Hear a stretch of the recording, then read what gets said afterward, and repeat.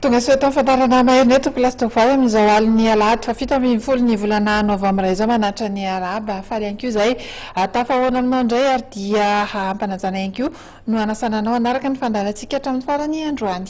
Miaraba nombola dia miaraba ihany koa antsika rehetra mpity fanatanjahantena amin'izao hariva izao tontolon'ny baolina kitra no resantsika lavalava mity hariva ity satria dia ny farany androany zany ny fidinana ny tompon-dakany Madagasikara eo amin'izay taranja baolina kitra izay nitaterahana tetsy amin'ny kianjaben'ny Mahamasina. Voaositra tompon-dakany Madagasikara ny ekipan'ny Knaps Sport avy any Itasy tamin'ity andro ity natao ny andro fahatelo farany amin'ny lalao miverina amin'ny poule des As amin'izay fidinana tompon-dakampirenena izay karazany famarana kely any ny an'ity ekipan'ny Knaps Sport sy ny an'ny AS Saint-Michel satria raha nanao atsala ny AS Saint-Michel dia izy no nandresy na nivoaka mpandresy ny Knaps dia izy moa zany no nandresy ity tranga faharoa ity no niseho androany ary dia norombahan'izy ireo indray izay amboary izay.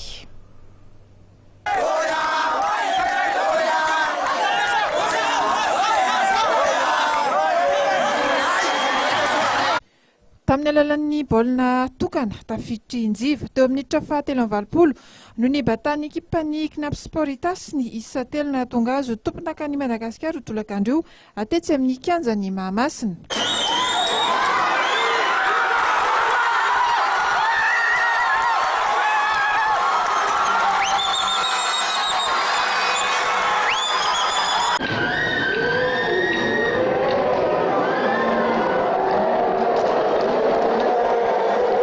Ny ekipan'ny AS Saint-Michel Analamanga moa no resin'izy ireo tamin'izany rehefa natambatra ny isa ny ekipan'ny Itasy nandritra ny dingana famarana mandroso miverina dia izy ireo no mitana ny larana voalohany raha nahazo fandresena efatra sy faharesena roa.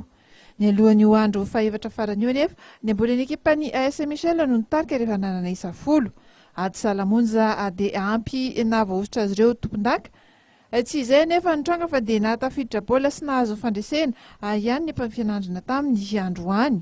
Amin'ny ankapobeny dia niady ity lalao ity na dia hita samy mifampitahotra ihany aza ny rotota.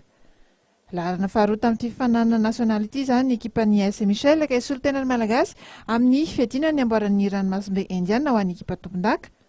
Ankoatr'izay dia mbola manana hetsika ny batany amboaran'ny Madagasikara ihany koa ity ekipa ity raha eo amin'ny ekipan'ny AS Adema any Mahajanga ny 4 novambra ho avy izao.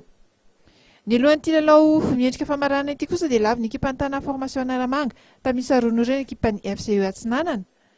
Fandresena izay tsy nanaova anionina intsony ny filaharan'ireo ekipa efatra tafita tamin'ny poule des As. Noentina namarana ity andro farany amin'ny fiadina tompon-daka nasionaly ity dia notolorana loka sy amboara ihany koa ireo mpilalao sy mpanazatra mendrika. Mpampity baolina betsaka indrindra Ry Gladison avy ao amin'ny AS Saint-Michel Analamanga.